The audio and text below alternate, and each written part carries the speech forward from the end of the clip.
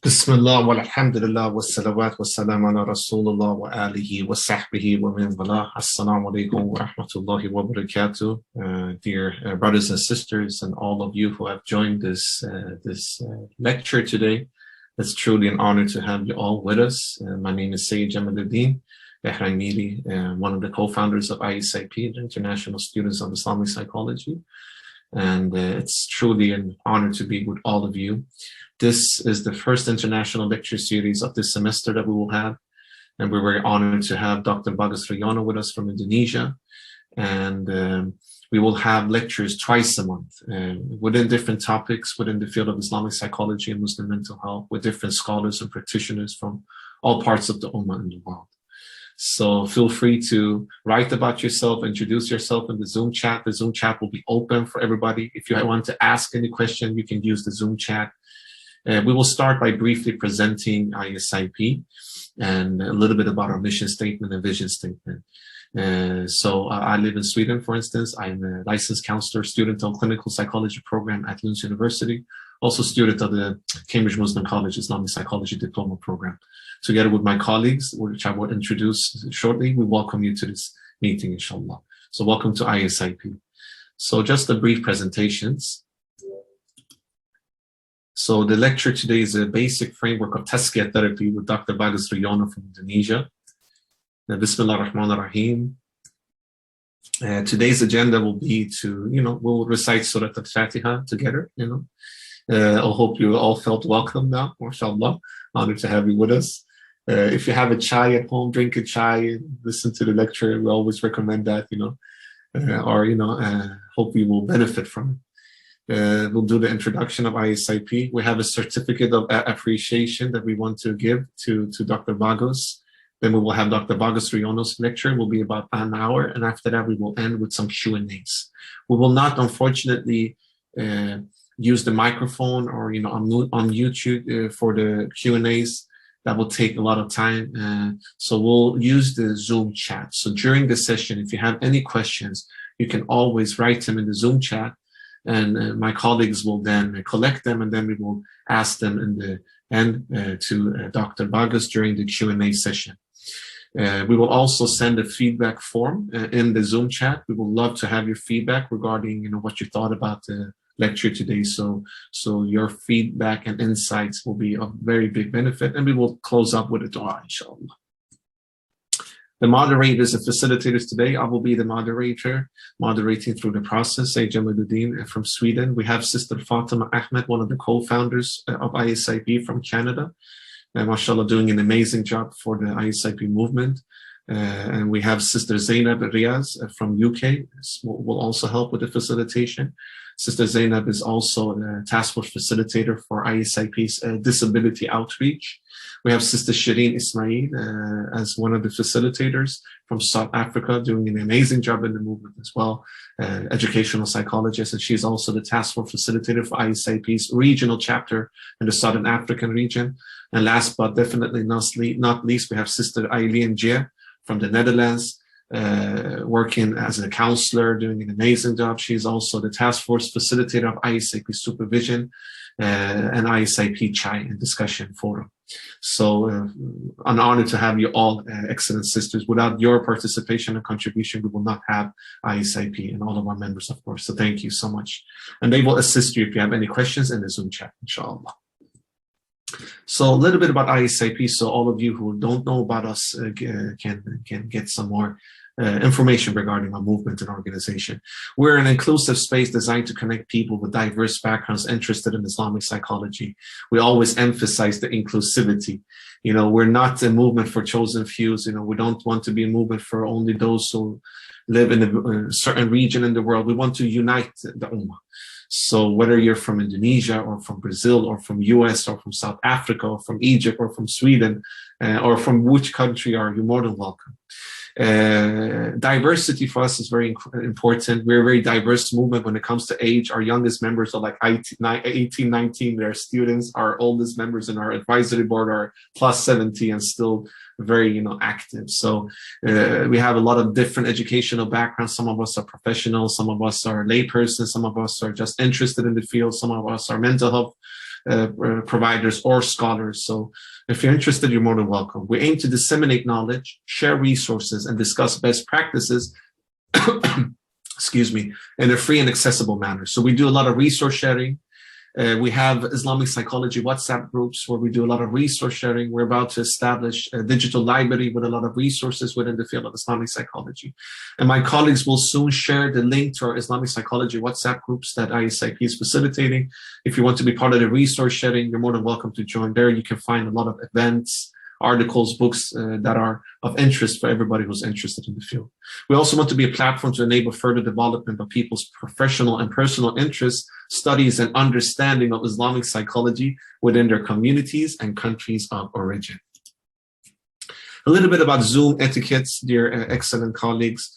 Please keep muted when not speaking now. You're all muted, so there will be no issues with that. But if just in case something happens, be muted, please, so that we can all, benefit from the lecture of Dr. Bagus, inshallah. No recordings and screenshots. We will ask Dr. Bagus if he can give us his PowerPoint slides. If we're allowed, then we can share it through email because we have all of your emails, inshallah. And ask all of the questions in the Zoom chat, inshallah. And my colleagues will help to facilitate so we can ask them to Dr. Bagus. So now we're going to the part of representing Dr. Bagus Riyono. Dr. Bagus Riyono, first and foremost, welcome. It's an honor to have you with us. And actually, before we introduce you, we want to actually give you something. Well, let me first introduce you, and then we have a present for you, Dr. Bagus, for taking your precious time to share your knowledge to all of us who are seekers of knowledge within the field of Islamic psychology. Dr. Bagus Riyono is from Indonesia. He's the president of International Association of Muslim Psychologists, IAMP. IAMP was established by Professor Malik Badri, rahimahullah, which is the founder of contemporary Islamic psychology as we speak today. Dr. Bagus is one of the leading scholars within the field. He's also part of the ISIP, International Students of Islamic Psychology's Advisory Board, which we are very honored to have you with us. He's also president of the Indonesian Movement for Human Dignity, president of Society for Intercultural Educators, Trainers, and Researchers, Indonesia, faculty member of Universitas Gadjah Mada, psychology faculty, author and contributor to many research articles in the field of Islamic psychology. MashaAllah, very excellent at this English background you have, Dr. Bagus. It's an honor to have you with us. Ways to contribute and to participate to ISIP.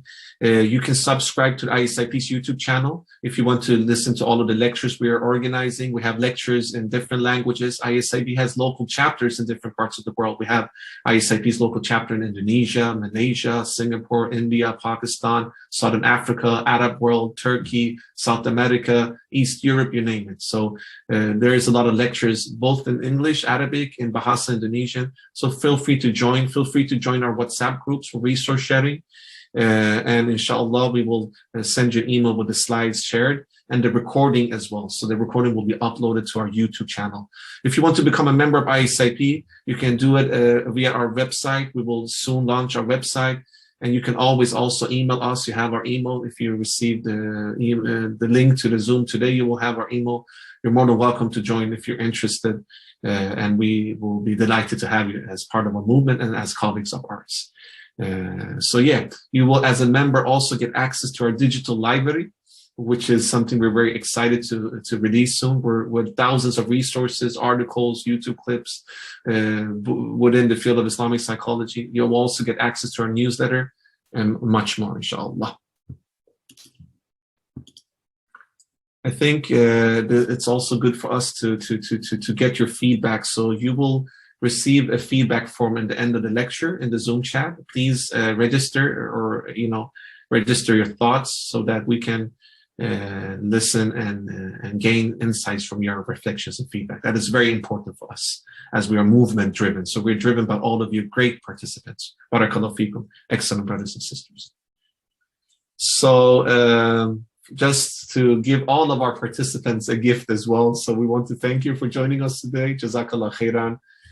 This is a small gift from us. We're all seekers of knowledge, and as students and seekers, and as Muslims, we're seekers all of our lives, right? It's important to cherish the seekers because we're the ones who are disseminating knowledge. So barakallahu feekum. This is a gift for all of us. So Dr. Bagus, let me stop sharing my screen so that you can have the access to it. But before you share your screen, we want to also give you a gift, Dr. Bagus, for taking your time, taking from your precious time. So we have set a gift. Let me share the screen. Our design team of ISIP has created a certification of appreciation to you, Dr. Bagus Riyono, an appreciation of your time and efforts, and in recognition of your continuing excellence in the field of Islamic psychology. So this will be also sent to you as an email, Dr. Bagus, as an appreciation from the whole ISIP movement and organization of our members for you helping us and being so generous with your knowledge. Barakallahu feekum. Thank you. Welcome. So without any further ado, feel free to use your digital hands, dear excellent members and participants of the session. We want to welcome Dr. Bagus Riyono. The floor is yours. Welcome. Jazakallah khairan. Round of applause. Thank you. MashaAllah. Jazakallah khairan. Can we also just make a collective Fatiha right now, inshallah, and then Dr. Bagus, he can start us. Or you can make the Fatiha, inshallah, for us. Yes, please do. All right. Bismillahirrahmanirrahim. Alhamdulillahi Rabbil Alameen. Ar-Rahmanir Rahim. Maliki Yawmiddin. Iyaka na'budu wa iyaka nasta'in. Ihdina siratal mustaqim. Siratal ladzina an'amta alaihim. Ghairil maghdubi alaihim. Waladhdallin. Amin. Alhamdulillah. Shall I start now? Please go ahead, Dr. Bagus. The floor is yours. Bismillahirrahmanirrahim. Assalamualaikum warahmatullahi wabarakatuh. Alhamdulillah, nahmaduhu wa nasta'inuhu wa nastaghfiruh. A'udzu billahi ta'ala min syururi anfusina wa min sayyiati a'malina. Innahu may yahdihillahu fala mudhillalah wa may yudlil fala hadiyalah. Asyhadu an la ilaha illallah wa la syarikalah wa asyhadu anna Muhammadan abduhu wa rasuluh. Allahumma sholli ala sayyidina Muhammad wa ala alihi wa ashabihi ajmain. Amma ba'd. Thank you very much for this opportunity and welcome all participants from around the globe. I think I don't know how many countries are you came from, but I think there's a lot of people from many countries here, and I hope that we can learn together. We can discuss about Tazkiya therapy, which is something that is cumulatively developed.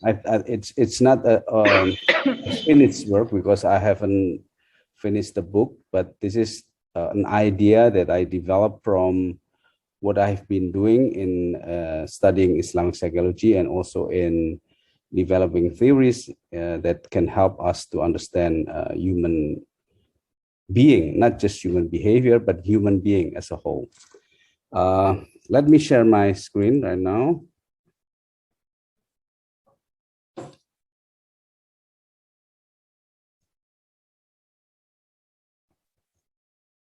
Okay.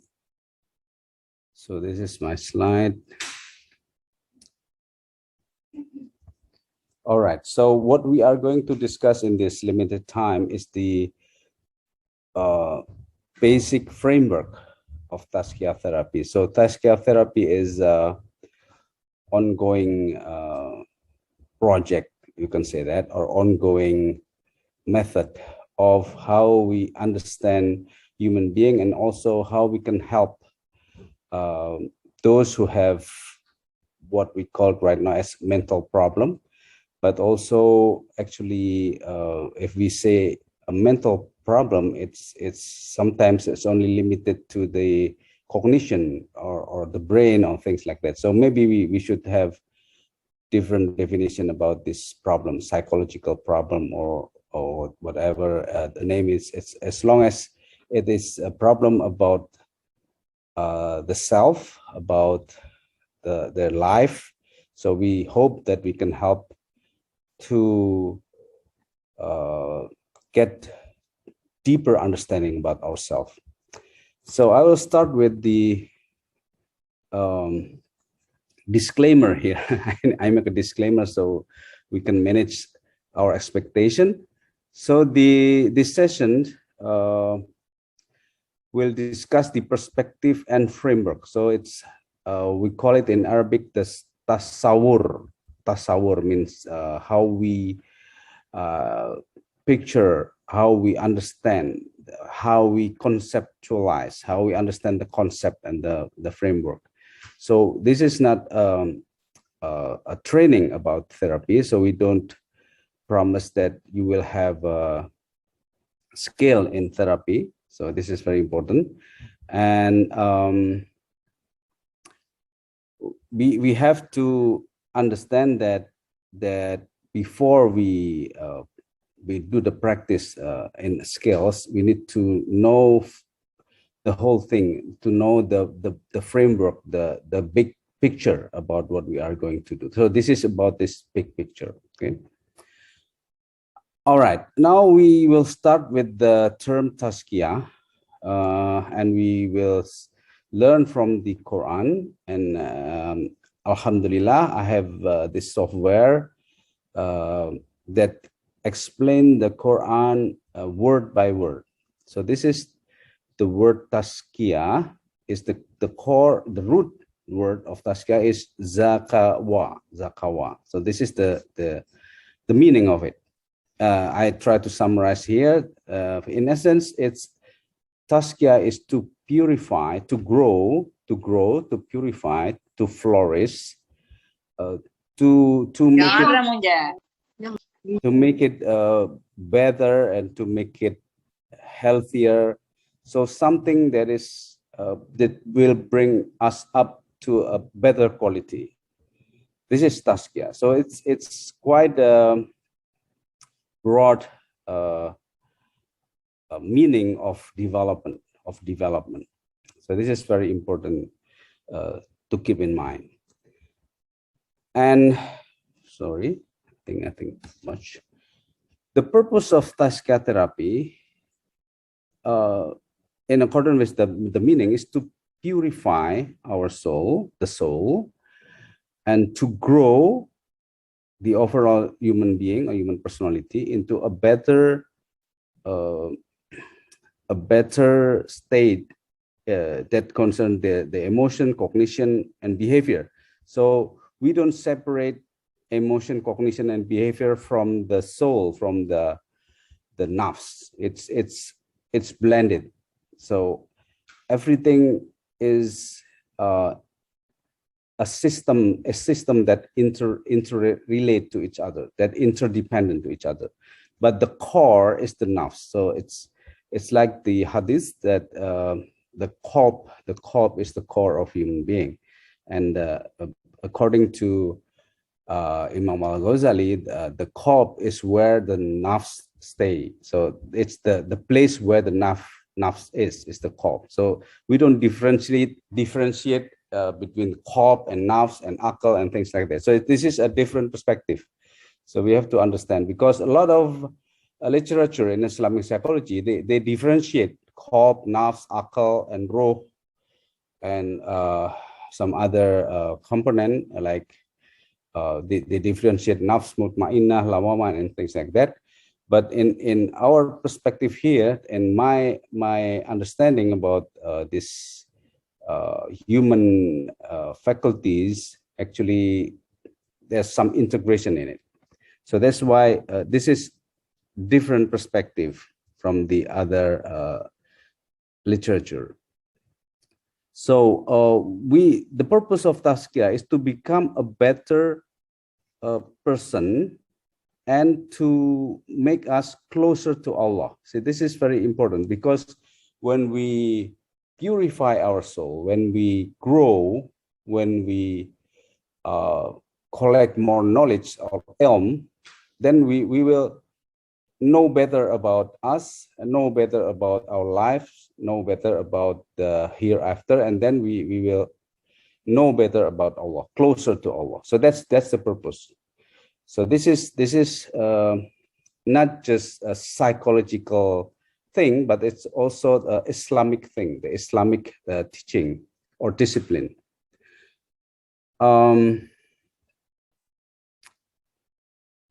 Tazkiya therapy, even though we use therapy as the name, but actually the main term is Tazkiya. Therapy is the bridge to connect our concept into what is already known in psychology. So it is not the same as other therapy, especially in the secular perspective, because if we study the therapy from the secular perspective, their purpose is just to make ourselves feel good about ourselves, to make ourselves accept ourselves as it is. Tazkiya is not the same. We don't make people accept whatever they are, just the way you are. We don't accept just the way you are. We want you to be better. We want you to grow. We want you to be a better person. We want you to repent from your mistakes. Okay, so this is the difference. This is a very important difference, because a lot of approach and therapy, they stop at the feel good state. You know, if you feel good about yourself, so you are okay. If you can adjust with your environment, you are okay. If you have accept yourself as it is, you are okay. So that's the main perspective in the mainstream therapy that we learn in psychology. But this is more than that. It doesn't mean that we don't make them feel good. It doesn't mean that we don't make them accept themselves, but we want more than that. We want them to grow, to be a better person. So this is the purpose of Tazkiya therapy. All right. Now, the next topic, see, the mindset. So this is also important. In Tazkiya therapy, when we do Tazkiya therapy, when apply Tazkiya therapy, first of all, this is not about me and other people. It's about us, because when you do Tazkiya, actually the first person that you improve is yourself. So a Tazkiya has to start from yourself. You yourself has to grow, and then you can grow together with your client or your friend, your patient, whatever you call them. So it's a mutual learning process, because we don't know everything. We don't have the knowledge about everything. We learn from somebody else's problem also. We learn from somebody else's inspiration and how they solve their problem. So we learn together. So we grow together. That's a mindset. And also, we are not in a position higher than the client. We are equal. So we depend on Allah's mercy and Allah's guidance in learning together. So the interaction between the therapist and the client is equal. It's not that the therapist is the one who is a higher position and helping the clients that is in a lower position. It's not in that manner. So we have to make this clear, because if we learn from the story about ulama in the classical time, they learn from everybody. They learn from even a drunken man. They learn from a drunk man. Yeah. So we don't judge people. We don't judge people from their behavior or from their misbehave, but we connect the soul. We connect our soul with their soul, and then we grow together. So this is very important mindset, because we don't claim the success of the therapy from as our expertise, and that we are experts, so we can help anybody and things like that. We don't use this kind of perspective. So we we seek for Allah's help, because what we are going to touch is the heart, it's the human heart, it's human soul. So it's only Allah who can change human heart, human soul. So this is very important mindset, okay? But it doesn't mean that we are not responsible. It means that what we are doing is just reminding. It's just try to remind other people and ourselves also about what is the truth, what has to be done, what has to be, how you think about yourself, how you think about this life. So it's a dialogue kind of situation. All right. Now, if we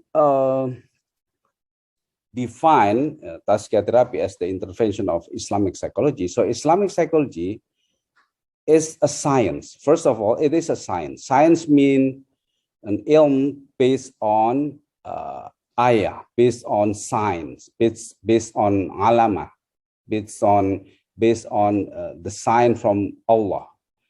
This is what science means. Science is evidence-based, and the evidence is in the Quran, it's in the universe, and also in ourselves. So the evidence have three categories: ayat hawniyah, ayat khawliyah, and also ourself in nafs, in the nafs. So that's the evidence, the ayah, the sign. Okay, and it is the sign about human soul, human emotion, human cognition, and human behavior. So the common psychology is included in it, but it is more than that, because in common psychology they don't believe in the soul. They don't. Maybe they believe, but they don't really focus on the soul. They focus. Some of them focus only on the behavior. Some of them only focus on the emotion, and the others focus on the cognition. But Islamic psychology deal with everything, but our focus is in the soul. And if we talk about soul, the nafs, actually, sorry, I think I pressed the wrong button here. So what we mean by the soul is the heart. Okay. Yeah. So the soul is similar with the heart. The soul is where the heart is in the heart. So if we talk about the soul, at the same time we talk about the heart. So if we talk about the heart, it's more understandable, because in our culture, in our civilization, Eastern or Western, we always talk about the heart. But it's not, if you are not in religious discourse, maybe you don't talk about the soul, you talk about the heart. Actually, the heart and the soul has the same what do you call it, meaning. If you talk about the heart, meaning that you're talking about the soul. The heart is not just the feeling. Heart is not just feeling, it's the soul in there. Okay. And I will illustrate this with this diagram. So human being, actually the core of human being is the heart. That is where the nafs is. And then they have emotion, cognition, and behavior. So if a person have a problem, it is like they have a fire. They have a fire in the house. And when you are not in that house, you notice that there's a fire is by the smoke. Okay, so the smoke is the behavior. And if you just treat the behavior, it is like you are just putting away the smoke, and then smoke will come back. That's what we call a relapse in psychology. So if you treat only the behavior, it will come back. the problem, because the core problem is in the heart. The fire is in the heart. So you have to touch the heart. You have to manage the heart. You have to treat the heart in order to make the person healthy again, to grow the person. Okay, and the cognition and the emotion is like the heat of this fire. So if you want to go to the heart, if you want to touch the heart, you will experience the heat of cognition and emotion. But you don't stop in the heat. You have to go through the heart, because that's where the core problem start and stop. Okay, you have to change the heart. Okay, so you go, if you want to reach the heart, you have to go through the behavior, the cognition, and the emotion. But the purpose, the target is the heart. You have to get into the heart. So that's why we need to understand the characteristic of the heart, or the characteristic of the soul, the nafs. So if we want to know about the nafs, which is something that we cannot see with our eyes, we cannot hear with our ear, so we have to rely on the Quranic verses, because the Quranic verses is also the sign, or also the information, the evidence of what we have to learn, what we should know about something that we cannot reach with our senses. Okay, so the basic theory about the nafs we can read from Surah As-Shams, Surah number 91, if I'm not mistaken, 91, yeah. In the first 7 through 10. You can see here, وَنَفْسٍ وَمَسَوَّاهَا وَأَلْهَمَهَا فُجُورَهَا وَتَقْوَاهَا قَدْ أَفْلَحَ مَنْ زَكَّاهَا وَقَدْ خَابَ مَنْ دَسَّاهَا. So this is the basic framework, the basic construction or model of the soul, of the human soul. And this is a universal. This is not only for Islam, Muslim, but the human being, the whole human being has this structure of the soul that we have to understand. Because if we want to touch the heart, we have to understand the dynamics of it, the system of it. And from this verse, we can build a theory that will help us to understand the dynamics and the components of this soul. So this is how we try to make it as a theory, as a model, so it will help us to understand them. First, the nafs have two basic or potential or energy, or whatever you say, that they call it a fujur and taqwa. So we have to understand the meaning of this also, because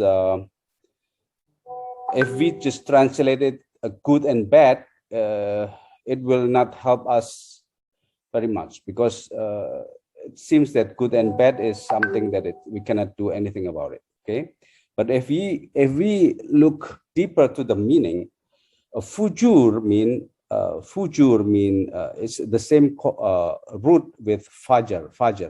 So fujur means crossing the line, crossing the limit.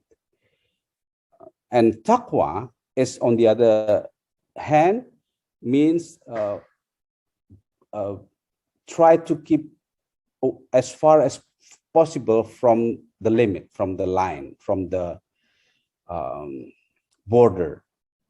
Okay, so if we understand this based on this definition, so every human being have two energy. One is to make a breakthrough to break the limit, and the other energy is to be careful, to stay away from the border, from the limit, from the line. Okay, so this is a dynamic understanding about the nafs. In this dynamic, and then a person have the freedom to choose, have the capacity to decide, and the decision can be simplified into two options. The first is to do Tazkiya, which will bring us to prosperity or health or something good. And the second choice is to do Tazkiya, and that will bring us to suffering, despair, stunted, and with many negative meaning about it. So actually, the good and bad is here. It's not in the fujur and taqwa, because fujur and taqwa is just the two energy that is dynamically interacted within us, and then we, based on those two energy, we will choose to do Tazkiya or Tazkiya. If we do Tazkiya, then we choose the good thing. If we do Tazkiya, then we choose the bad thing, and the consequence will follow. Okay, so there is one more thing, that a human being, a person, has on one hand has a freedom to choose, have the ability to decide, but on the other hand, they also able to reflect, to learn, the ability to learn, the capability to learn. So if they learn, then they can go back to the capacity of decision making, to choose the one that is better. Or maybe they learn but they don't want to change, so they choose the Tazkiya again. That's also possible. That's if a person is jahil or fasik or whatever, they don't want to be better, and they just choose the Tazkiya again. But then if they understand, if they realize that there is a better choice, then they, even though they already make mistake, they will be able to change themselves, to change their decision and choose Tazkiya instead. So this is a dynamic of a human soul. If we understand this, so we know how to mend the heart, how to touch the heart, how to make the heart understand that they have a choice. So that is important.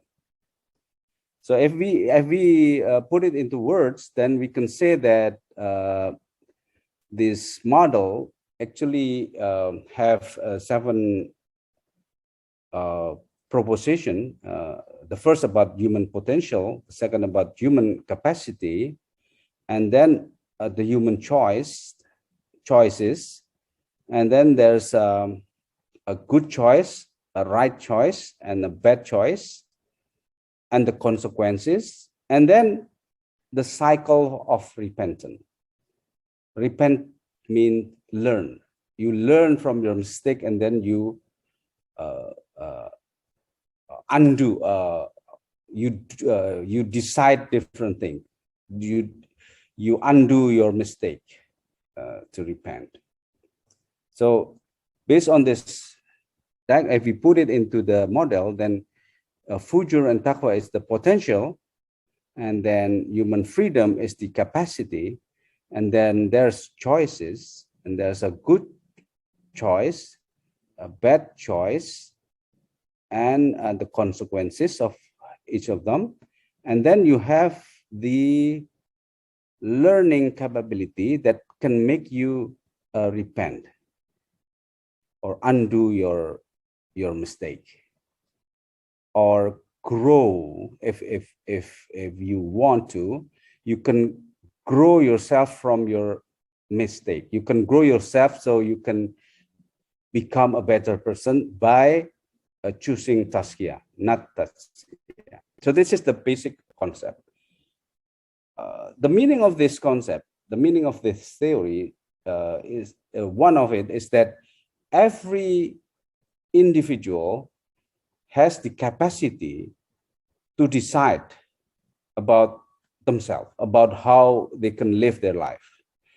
And second meaning of this, every individual have a hope that they can change how bad their life so far into a better one, because there's a cycle of repentance. There's always opportunity to change your mind, and we know there's a saying, people change.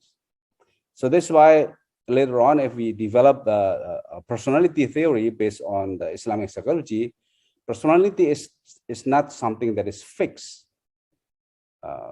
It's not something that is deterministic, because people change. You can change your personality across time. Of course, you need to learn, you need to experience. Maybe it takes many years, 10 years, 20 years, but you can change. There's always opportunity to change, to get better. So this is the basic theory. All right, so if we want to do the intervention, the Tazkiya therapy, to help other to change, we need some tools, some psychological theory that can become the bridge of understanding with other people or the common people. So that's why we need some psychological theory as our tools to manage this heart, to mend this heart, to make the individual realize about themselves, about the mistake, about the opportunity, and things like that. But we don't have time to discuss each of this theory. I just gave you a glance, a little bit meaning of this theory. The first one, I call it the theory of meanings. So here, the freedom to choose actually have some systemic dynamic, a system of different elements that is together simultaneously, dynamically, holistically, they are interacting to each other to grow into a meaning. But this is still the first step. Okay. So we put this, we incorporate in this model the word challenge and incentive and urge. Urge is something that's some energy within you that sometimes maybe it's related, you can relate it into shahwat or hawa, this urge, or maybe some imagination, that's also urge. Okay, so we don't have time to explain this, but at least this is the theory, the first theory about meaning. So this is the development of freedom to choose as the human capacity. We will have this other source of, we call it source of motivation that influence the freedom to choose. Okay, and then we have the theory of motivational force. Motivational force. It is based on the risk, uncertainty, and hope. This is inspired by the term Khauf and Roja. Khauf and Roja. So a human being is always have this worry and hope. And worry is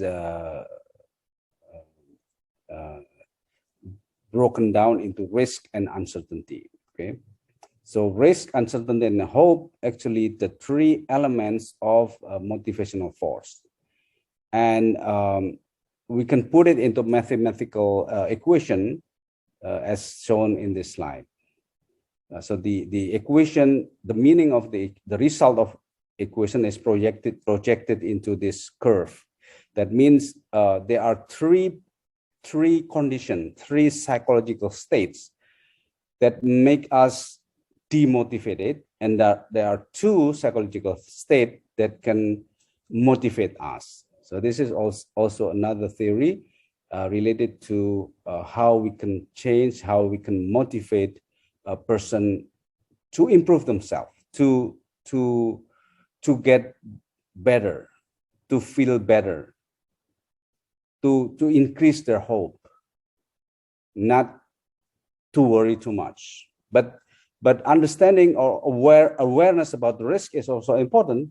If we don't have awareness of the risk, then we will be in danger. Okay.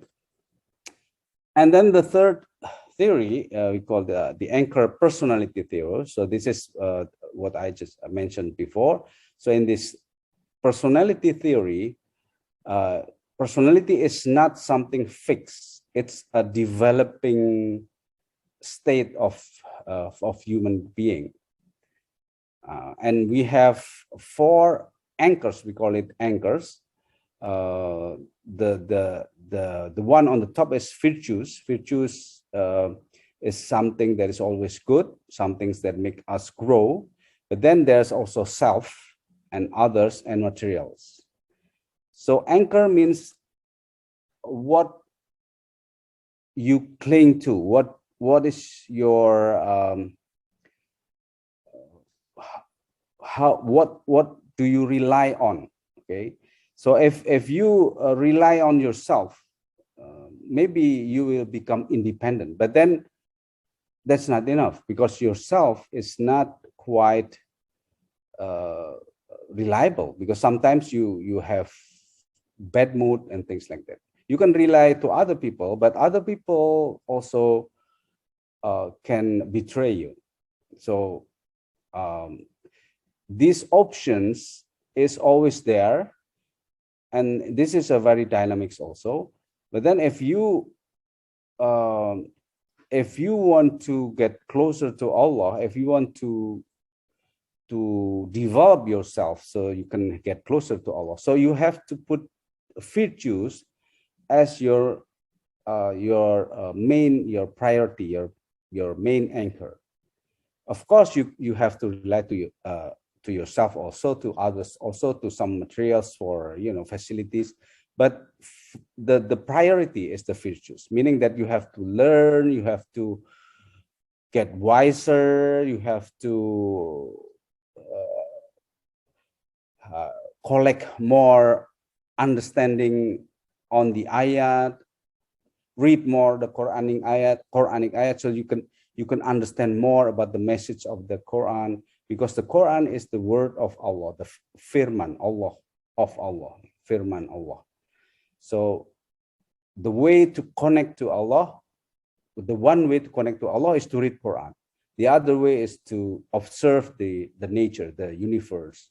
And the third way is to observe yourself. So if you understand yourself, then you will understand Allah better, because Allah is ghaib. Allah is beyond our reach as a human being, but we can learn, we can develop ourselves so we can get closer to Allah, and Allah will of course, actually Allah is very close with us, but sometimes it's difficult. It needs some effort for us to get to know Him, to connect with Him. Okay, so this is the anchor personality theory. All right, and if we do Tazkiya therapy, this is the general protocols. This is the steps. The first thing that you have to do, or the first thing that you have to do is to prepare yourself. You have to get to know, you have to understand the nature about human soul. This is what I just, one of it is just the one that I presented to you from Surah Shams. But just for your information, if you look at the Quran and you search for the word nafs, there will be more than 200, maybe more than 250 ayah that explain about the nafs. So what I presented to you is just from one surah. So I still studying about this. So this is not the final conclusion. This is the door that I try to open, so you can enter, we can learn together from the Quran and from our experience. So Tazkiya is is always developing. So we have to understand the nature of human soul. We have to understand the purpose of human life. And the main theme about human life in this world, the purpose of human life in this world is a test. So our life here is a test. That's the main theme, ibtila. So we will face uncertainty. We will face some unlucky thing, but we also will experience luck and happiness. But then we will experience sadness. So it's a uncertainty that is always happening to us. But this is a test. So if we understand that this is a test, we don't suffer so much. We know that beyond this test, there will be some hikmah, there will be something good. We believe that the end will be good. Yeah. That at the end, if we patient, if we are patient, if we always submit to Allah, at the end, there will be good. So those kind of understanding about this life is very important. Because if we understand this, so we can communicate this to our client. And this is very important because most of people with psychological problem, they are losing hope. They are seeing life as miserable. They are depressed, they are anxious, maybe they are angry also. So by understanding the purpose of human life, you can understand and accept whatever happened to you, and have this attitude of sabar, syukur, mujahadah, istiqomah, those kind of things. So that way, you will make yourself ready for everything. You will make yourself healthier and fit for whatever comes to you, or for whatever you will experience in the future. And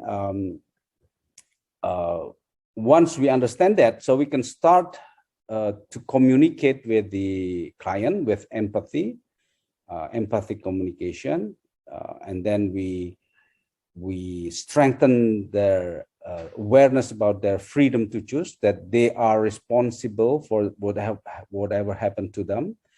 And then we can bring them to find meanings of his life, of their life, of our life. And then we motivate them, ignite the motivational force by using a theory of motivational force as a framework. Increase the hope, reduce the risk, tolerate the uncertainty. So this is the key point of this motivational force. And eventually, then we will bring them to reorient their anchor into virtues that will connect them to Allah. So that's the last step, or the final step, so that once they are there, inshallah, they will feel more peaceful, and they will feel more acceptance about the situation, but not stop in acceptance, but they will grow, they will have more knowledge, they will feel more meaning, and those kind of stuff. So the Tazkiya therapy is a growing method, and what I just presented actually can be improved and has to be improved. And the more we understand about the message of the Quran, the more we have experience about this life, inshallah, we will develop ourselves in understanding about our soul and about our life and about our well-being, our purpose of life. I think that's the basic that I can share with you for this time. Wallahu a'lam bisawab. I hope you can learn from this and develop this by learning more from Quran and more from experience and from other references that can help you to understand deeper and more comprehensive about this life and the human being. Thank you very much. Assalamualaikum warahmatullahi wabarakatuh. Wa alaikum salam wa rahmatullahi wa barakatuh. Dear Ustad, dear Professor, dear Dr. Bagus, please, dear participants, let's give a round of applause first and foremost. We can use our digital tools for that, digital reaction. I think I speak for all of us that this was a very brief and thorough and interesting lecture, very important one. Gave us a lot of new thoughts, reflections, and insights. So we're looking forward to dig deeper in the methodology together with you, Dr. Bagus, inshallah, in the near future. Our colleagues, our members, our participants have written a lot of appreciation to you. They're all saying thank you so much, very informative. So we're now going to the Q&A, Dr. Bagus. We have collected some of the questions, and dear participants, please feel free to write your questions now in the chat as well. We have about 20 minutes for the Q&As, so we have time, inshallah. So let's start with one question, Dr. Bagus. Fatima K is writing, Assalamu alaikum. Can we ask Dr. Bagus to share the name of the program he just showed that breaks down the Arabic origins of Quranic words? It will be really useful. Thank you. All right. Actually, it's an old app. I got it from App Store from Apple, but unfortunately, in the new version of the App Store, it's not there anymore. So I'm using my old iPad to keep it in my hand. So that's why I still have my old iPad, because when I change into the new one, the software is not there anymore. So this is a very big. Maybe not a lot of people feel the need of it, because it is very, very detailed. It's very, not everybody like to look at the details like that. So unfortunately. But the name of the app is Quran Study. I think it's from Pakistan. The company is in Pakistan, yeah. MashaAllah. Barakallahu feekum, Doctor. Barakallahu feekum. Thank you. And if anybody else, any members, any participant know any other app, you can also, that does the similar thing, you can put it in the chat, inshallah. The second question, dear Dr. Bagus, is from Turn to Deen. Turn to Deen is asking, if you adjust an environment, you're okay. But what if you don't have good environment, as I am living with non-Muslim, and it is difficult to adjust? This is the question. It's difficult to adjust to a non-Muslim environment. But if you are a good Muslim, you can live anywhere, and people will feel your contribution to them. Because what kind of problem of adjustment that you have when you are living with non-Muslims? Because as a human, the nature of human is universal. They want kindness. They want to be happy. They want you not to bother them. Okay, so you also want to be peaceful. So the basic things is the same. So you don't have to worry. You don't have to be like them. You don't have to force them to be like you. You can just live your life as a Muslim, as a good Muslim. Then you'll be okay. And people will see you as a good person. So I think that's the key. Okay. Jazakallah khairan, Ustad. Very great nasiha. MashaAllah. Barakallahu feekum. So we turn to the question from Uzma Ali. Uzma Ali is asking, does this ability to choose lies in aql or the qalb? Regarding slide to choose Tazkiya versus Tazkiya. In aql or what? Or the heart, qalb.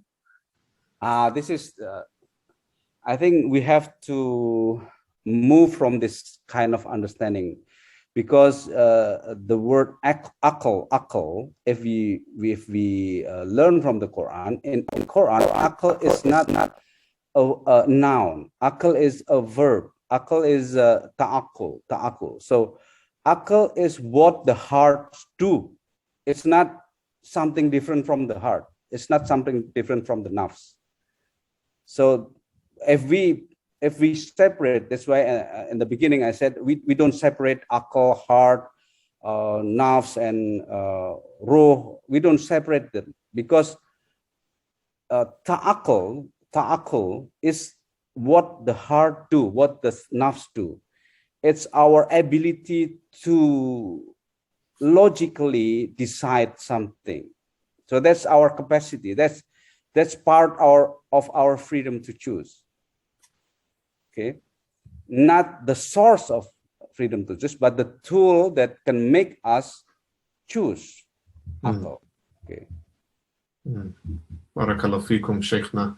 That's very interesting. And also the interconnectedness, right? The holistic aspect of it. I think that we subconsciously, even as Muslims, where we are raised in a secular academical arena, at least in West, we tend to even internalize this reductionistic Western way of looking at the soul and the constitute of the human. So thank you for really stating this interconnectedness and this holistic approach.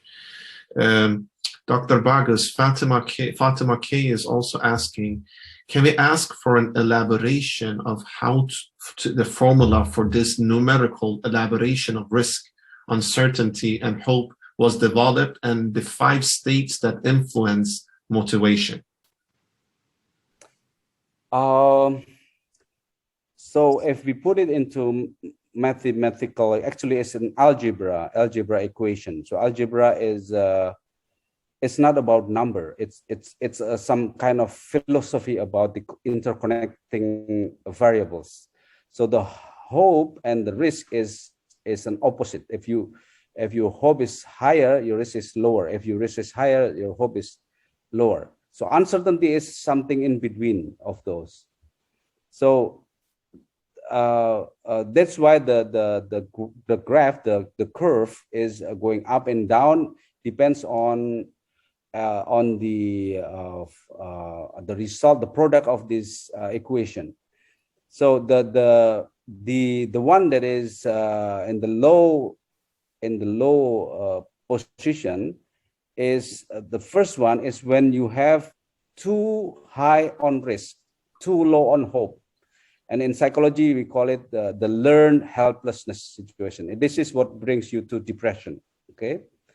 And the second position of the low point is when you see uncertainty without any opportunity of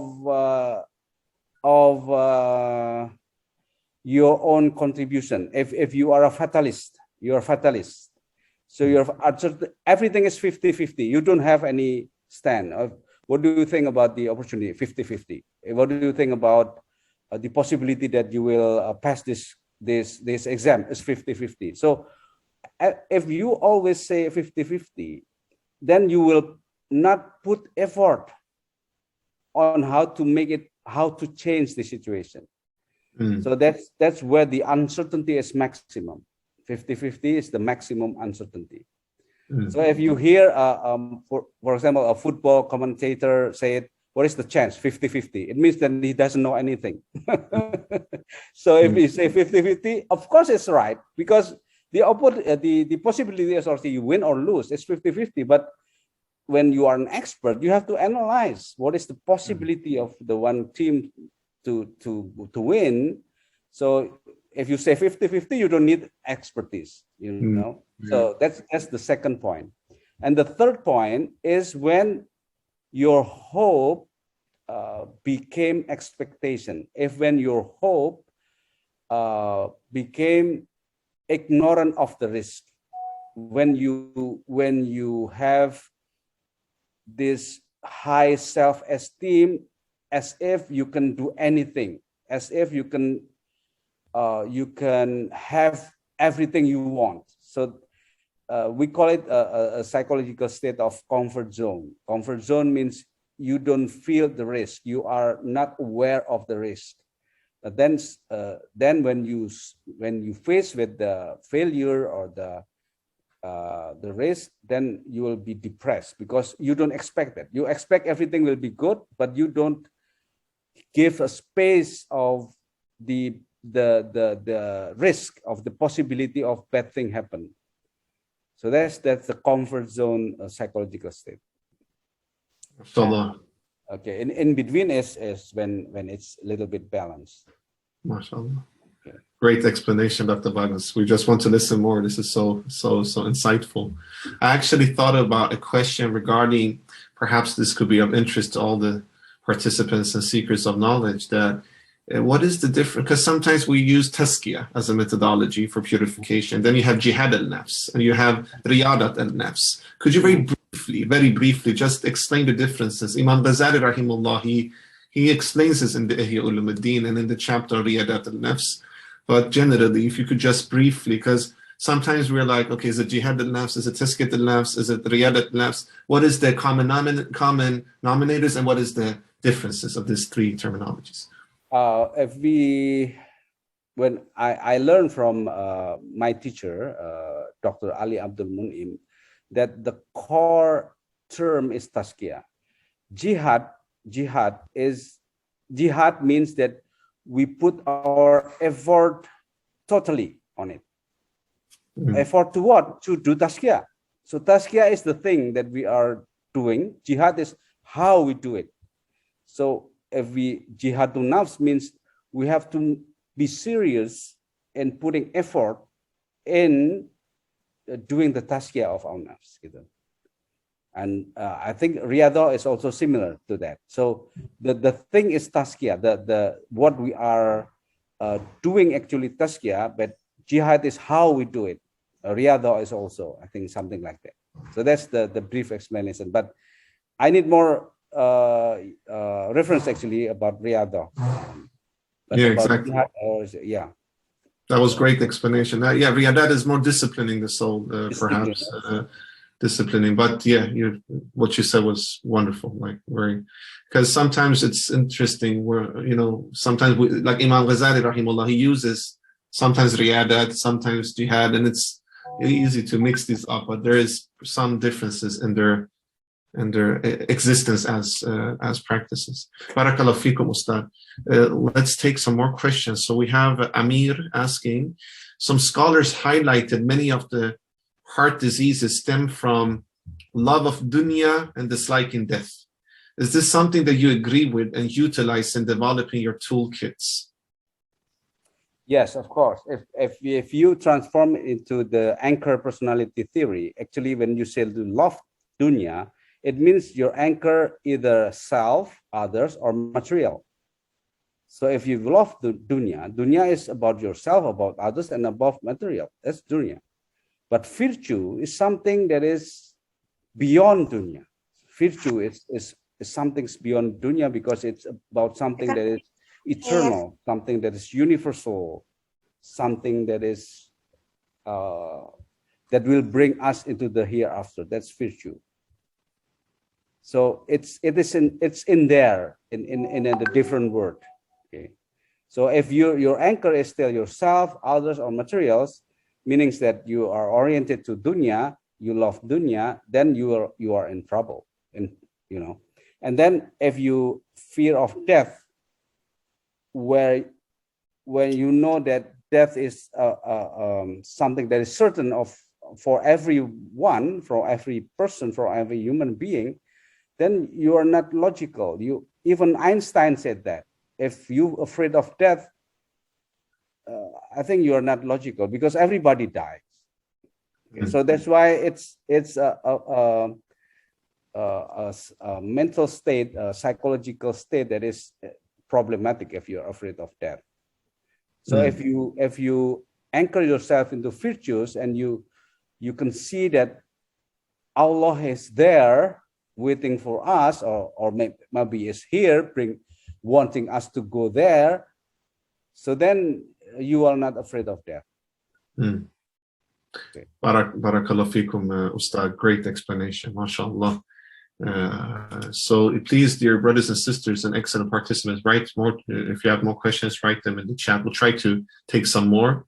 So we have from Fatima G. She's writing, Doctor, you have briefed about benefits of Tazkiya therapy. Where can we specialize in this therapy? Yes, I'm as I said before, I'm still developing this. I'm trying to write the book, and I'm trying to start a diploma program in Islamic psychology. I already designed it for 3 semesters.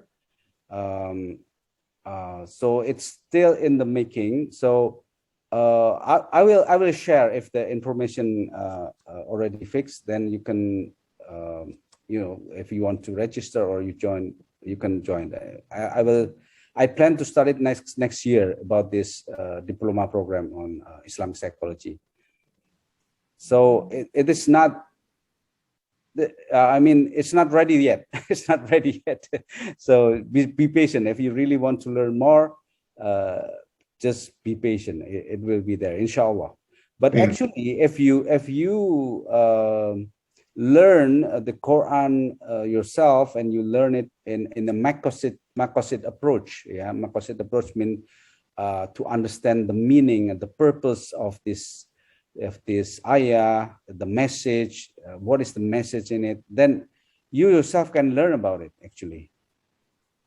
But of course, if you want learn, if you feel that you cannot learn it by yourself, or you feel it's hard to learn by yourself, then you can join this program that it will come next year, inshallah.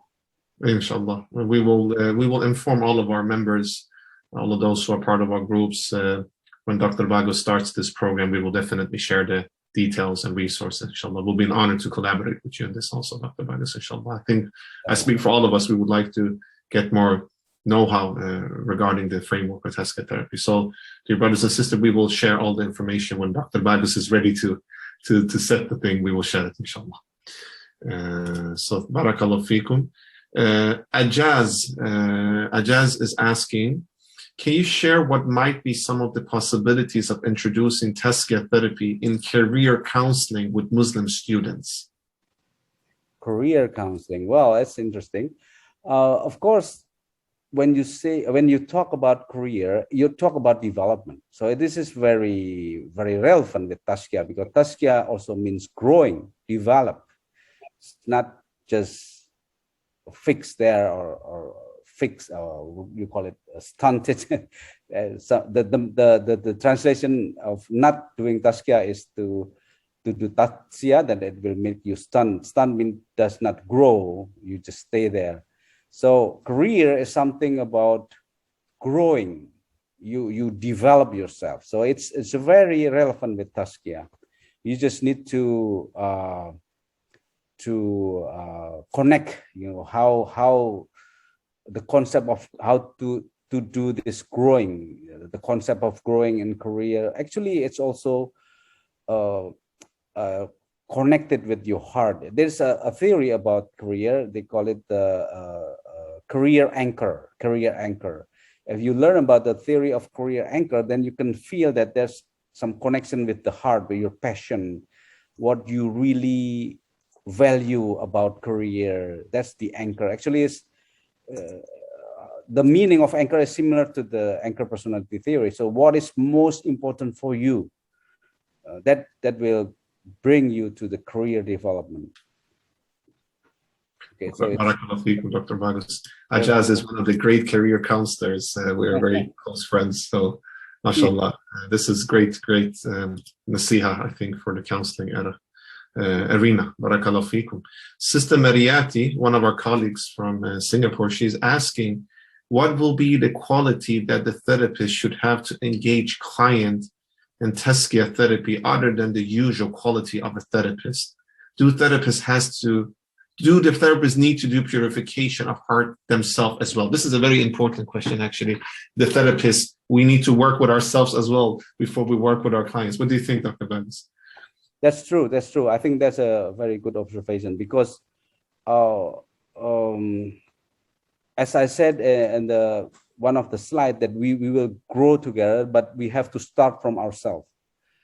If we want to help others, then we have to be knowledgeable. We have to be sincere. We have to purify our own heart. We have to put away this vested interest or this whatever that can cloud our heart. We have to make sure that we are sincere. So that's how to purify. And also we have to make sure that I did what I am going to say to the client. So don't say something that you don't do. Okay, so you do it yourself. You do it first for yourself, and then you can give advice to others. That's very important, because if you advise others something that you don't do, that is not the Tazkiya. That's just lip service. Okay? So you have to be truthful. You have to be sincere. And if you think that you are not, you don't have enough knowledge about the problem, you say it. You just admit it, and you can learn from the interaction. So your purification about yourself is not just before, but also during the sessions, during the interaction with the client. You also do this purification and knowledge development together. Yeah, truly, that's so true, Dr. Bagus. And actually, Usara Fatima from Turkey, a colleague of ours, she said the mirror metaphor is a good metaphor of how the practitioner needs to mirror and to be a mirror as well. Yeah, totally. Actually, Dr. Bagus, what we see in West, at least in our programs now, when we study clinical psychology, they used to have at least doing 50 hours of self-therapy, but they're taking that away in many, many countries, actually. Oh, really? Yeah, unfortunately, because it's becoming, they want to be more efficient and they don't want to put as much money in the psychological field and education. Unfortunately, for instance, in Sweden, that's the case. It used to be 100 hours in the clinical program, and now they're breaking it down to 35 hours. So we need to do something for that from the Islamic psychological point of view. Yeah. Barakallahu feekum, dear Dr. Bagus. So we have some more questions. People are very excited and have a lot of great questions here. So if we don't have time for all of them, because we're actually about to end now, I want to be respectful of your time, Dr. Bagus. Do you have 10 minutes more? Is it okay? Yes, it's okay. Okay. I'm still awake. Oh, mashallah. What is the time in Indonesia now? It's 10 o'clock mashallah, PM. So it's still not too late. Thank you for taking your time, mashallah. So we hope we will have a good sleep afterwards, inshallah. So thank you for being so generous, for giving us some more time. So we will do 10 minutes more, perhaps. So then we have from Arti Pramadani. Sorry for my bad pronunciation of Indonesian names. Please forgive me. So Arti is writing, Assalamu alaikum, Pak Bagus.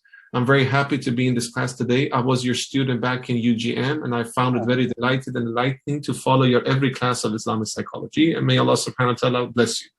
Barakallahu fikum, Pak Bagus. My question is, I saw that this Tazkiya therapy is based on at least 3 theories. The Ruh theory, the anchor theory, and the theory of meaning you explained before. When we face the client with certain psychological disturbance with this Tazkiya therapy, how do we make the psychological dynamics of this client? Do we need to make the psychological dynamics of our client based on these 3 theories, or only one theory that is best suited with the client's problem? Jazakallah khairan, Pak Bagus. All right, that's an interesting question, and I think I need to explain a little bit more, because theory is a tool. Theory is a tool for us to help, or to fix, not to fix actually, to develop the soul, the heart of other people. So So don't fix with the theory. Don't make the theory as something that we have to use it. We have to use this, or you don't focus on the theory. Theory is something that we have to master. And then when we apply it, we focus on the problem of the client. The theory will come automatically when we understand the problem. So we don't focus on the theory. Are we going to do this theory or this theory? No, don't think about it. You have to master the theory first for yourself, so you understand the phenomena that you are dealing with, every kind of phenomena. And then when you face the client, you focus on the client. And when you focus on the client with the richness of your theoretical understanding, then you can use it whenever you need it. Okay, but in the protocol, I said that we have to, because this is beyond the theory, this is from the Quranic verse, that every human being has to be responsible of whatever they do and whatever they experience. So this is a basic one. So if we translate it into English, it's a freedom to choose. Okay, so everybody have freedom to choose. That's a core. So you have to first make them realize this, make them accept this, because by accepting that they have freedom to choose, means that they are starting to develop this responsibility. And this is very important for therapy. Okay, and then from there we can improvise based on what we are facing, what we are having as a problem in the from the client's perspective. Okay.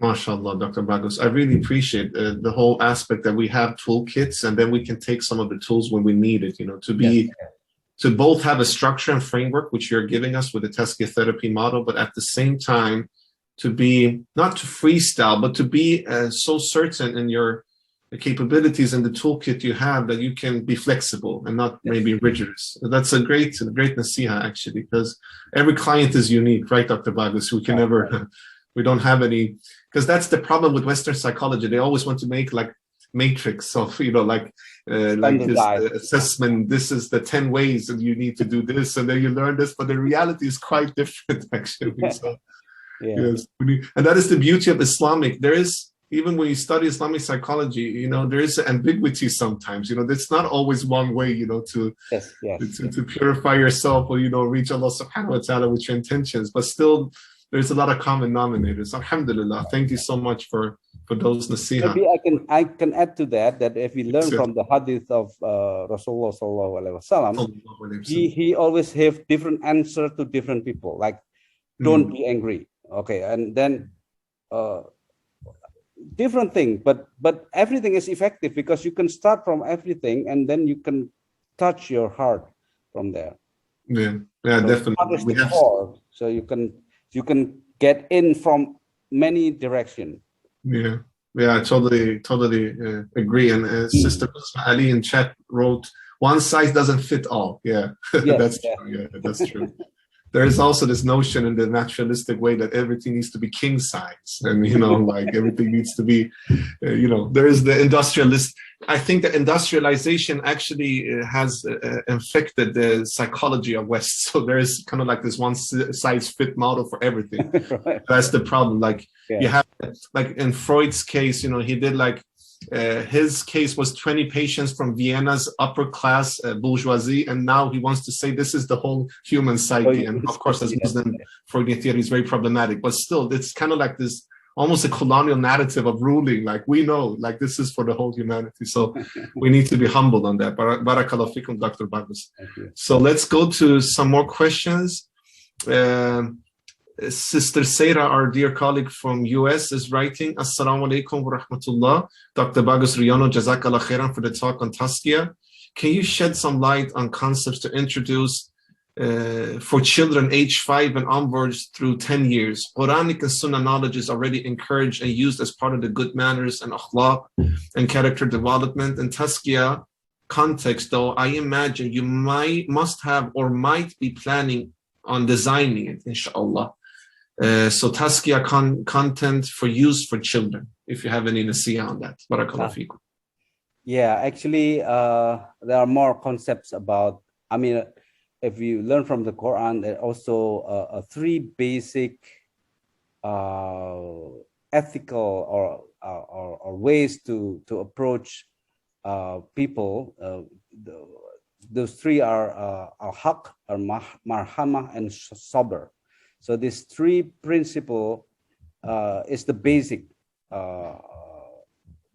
attitude that we should show to on any cases, especially for the children. So if we want to teach or to develop or to raise a kid, you know, in a good way, we have to exercise this haq, sabr, and marhamah. So you have to be truthful, you have to be patient, and you have to show love, yeah, marhamah, caring. So those three things you have to do those three things all together. You don't force them to do this or that, but you give them opportunity to choose. That's where the freedom to choose is. But then you also give them knowledge about what is right and wrong. So they will decide by themselves. They will learn how to decide. They will exercise this capacity of freedom to choose, and then they also will reflect from that. So the ability to choose and then the ability to learn is very important. So that's why when they are still in the learning curve, you have to be sober, and you have to show mercy, marhamah. You have to show love and things like that. So never punish. Punishment is not a good way in educating everybody, not just the kid, also the adults. Okay, so just show sabr, marhamah, and haq, the right. What is the right thing to do? What is the true thing that you have to hold on? So those three pillars, I think, is the basic approach in doing parenting or education, and also in our human human interaction. Okay. MashaAllah, I would love to do like this program with you, like because here like we have this like TV programs where they invite like these psychologists with children, and they give like, so it would be interesting to have you, Dr. Bagus, saying these beautiful words of marhamah, haq, of love, you know, and to really have this holistic approach of, you know, because that's something that is lacking even in the atheist, you know, concept of, you know, upbringing of children. Like, unfortunately, the holistic approach is not there. So it would be very beneficial. I think a lot of people who have children will definitely need to listen to a Tazkiya therapy session, or, you know, how to help our children to grow. So we look forward to that as well, Dr. Bagus, inshallah. Barakallahu feekum, mashallah. So we have Sister Anne Ibrahim, our colleague from Malaysia, mashallah, from ISIP Malaysia. She's writing, kindly elaborate how to shift client-therapist dynamics to one where one grows together. Great question. How to, let me think. So what is the question actually? How to? So the question is, how can we shift the dynamics so that we can grow together? Because there is kind of like this perception, I guess, I'm just interpreting from Sister Anne, so I don't know exactly if she means like that, but there is this perception that we as therapists or counselors, we're the one who gives the help, right? We're the one who gives, we want to do it. We're not the one who goes along or is part of it and on the equal term. We're the one who comes, like this master almost. But I guess she's saying, how can we change that to growing together as patients and practitioners? Well, actually, if we are the therapists, it should be easier for us to do that, because then we need to be more humble, we need to be more open, we need to be more sincere and honest. So just be vulnerable, because once you accept your vulnerability, then you will be humble and you will learn more. And actually, in the theory of leadership, it's already going toward that way with the theory of authentic leadership. Authentic leadership is somewhat Islamic, actually. It's humble, sincere, honest. You don't feel you are the great one, things like that. So actually, this discourse is already there also in the Western psychology, but it's not yet a mainstream. So you just need to, learn from it. Barakallahu feekum. There is a lot of question. Unfortunately, dear brothers and sisters and excellent participants, we won't be able to do everything. Already, Dr. Bagus has been so generous to give 10 minutes more. So, Dr. Bagus, perhaps what I will do, with your permission, is it okay to ask, maybe we have like 3 more questions here? And then okay, it's okay. 3 more questions. It's okay. All right. So, and then what we do for the other questions, we will collect them and send them to you. And then when you have time, maybe you can answer them, and we will share it with our members here. Is it okay? Yes, please. Okay. Barakallahu feekum. So, sincere apologies, dear brothers and sisters and excellent participants. We'll try our best to share all of your questions, inshallah. So we have 2 questions more than. Mm-hmm. So one is from Sister Halima from Singapore. Some say work is ibadah. What do you think about having women more and more in the workforce? Okay. Well, I don't know a lot about fiqh here, about the law, the Islamic law about that. But what I heard from one teacher, from one ustad, is that actually woman is not obligated to work even in the household. Actually, the main role of woman is to what do you call it? To have babies, to continue the generation, and the man is the one who has to be protecting the woman. So, but it's not forbidden for women to work. So you don't force women to work. But if the woman wants to work, you have to make sure that she is protected. Don't just protect it in a broad meaning, like with the law, with the social system, with the husband, So the more women at work, it doesn't. It's just a general condition that what you need to do is to make sure that those women who work is protected. As a person, as a woman, as a Muslimah, So don't let them, for example, work too hard. Don't let them be, stressed out from the work. Something like that. Jazakallah khairan. Jazakallah khairan, Dr. Bagus. So this is the last question. Please forgive us, dear brothers and sisters, out of respect for Dr. Bagus' time. It's very late in Indonesia also. Maybe some of you have other obligations. We'll take this last one, and then we will collect the rest of the questions, and we will get Dr. Bagus' response later on, inshallah. So that question is from Noor Medina. Dr. Bagus, how to handle anxious child triggered by fear of something in Islamic psychology? Jazakallah khairan. All right. Actually, anxiety is already explained in Al-Balkhi book about the nafs, about the health of the nafs, maslahah of the nafs. So anxiety is one of the 4 main psychological problems that a person could have. So anxiety grow from that if you are afraid of something too much, then it will develop as an anxiety. So if it happens to children, we have to try to understand what makes this child anxious about this thing. Maybe he has or she has bad experience in the past.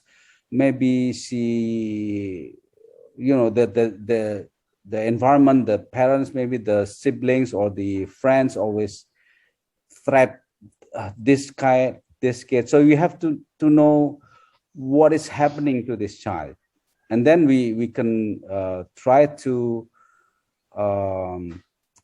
undo or to counter this kind of belief or anxiety or thinking that brings to anxiety, things like that. So actually we have to really understand the case to know how or what to do. But the main thing that we should understand, that anxiety is not something that this kid bring by birth. It's something that's from experience, something that's developed from this experience. Okay, so that's why we need to track what kind of experience that he has, so we can undo or we can make him or her forget or forgive or whatever these experiences are. Okay. MashaAllah, MashaAllah. Barakallah feekum, Dr. Bagus. You have so much knowledge that we are benefiting from. Thank you so much for being generous. Let me thank, first and foremost, Dr. Bagus. A round of applause again, please, dear brothers and sisters. We'll do them digitally, or if your camera on, you can do like this, like I am doing. Thank you so much. I think I speak for all of us that we learned so much from this very thorough lecture, and we hope that we will have you more times in the ISIP to give us lectures so we can learn from your vast amount of knowledge. Barakallahu feekum. We also want to thank all of our participants today. Thank you for joining. A lot of great questions, reflections. Please forgive us as organizers, and please forgive me as the moderator for any shortcomings. All the shortcomings is only mine, and all the good is from Allah subhanahu wa ta'ala. Also, I want to thank our colleagues, Sister Fatima, Sister Shireen, Sister Eileen, Sister Zainab, for an amazing job with facilitation. And also I want to thank Sister Anisa, the task force facilitator for ISIP Indonesia, for connecting us with you, Dr. Bagus, as well. Barakallahu feekum. All of our colleagues, all of our members, all of our brothers and sisters all around the world, thank you for joining, all the participants. We have shared the link to our WhatsApp groups for resource sharing. Please feel free to join if you're not a member already. We also shared the feedback form because we would love to have your insights of how we can, if you have any ideas of topics you want us to, have as a lecturer, if there's scholars you want us to, reach out to, our practitioners, feel free to come with every insight. And I think that is it for now. So let's end the meeting and the session with perhaps Dr. Bagus, if you want to end by just doing a dua. So we'll do a joint dua together. And let's pray the basic dua. أعوذ بالله من الشيطان الرجيم بسم الله الرحمن الرحيم ربنا آتنا في الدنيا حسنة وفي الآخرة حسنة وقنا عذاب النار. And let's close with Al-Fatiha. أعوذ بالله من الشيطان الرجيم بسم الله الرحمن الرحيم الحمد لله رب العالمين الرحمن الرحيم مالك يوم الدين إياك نعبد وإياك نستعين اهدنا الصراط المستقيم صراط الذين أنعمت عليهم غير المغضوب عليهم ولا الضالين آمين آمين آمين. Jazakallah khairan, Dr. Bagus. We will have a next lecture in 2 weeks, the second Sunday of the month. We have international lectures twice a month. We will have already in schedule, we have Dr. Abdullah Rothman, who will be part of the lecture series, Dr. Huma Kashavarzi, Dr. Rabi Al Awwal, Professor Osman Bakr, Ustad Navid Iqbal, and many other scholars as well and clinicians. So check out our WhatsApp group, check out the newsletters and the email for more.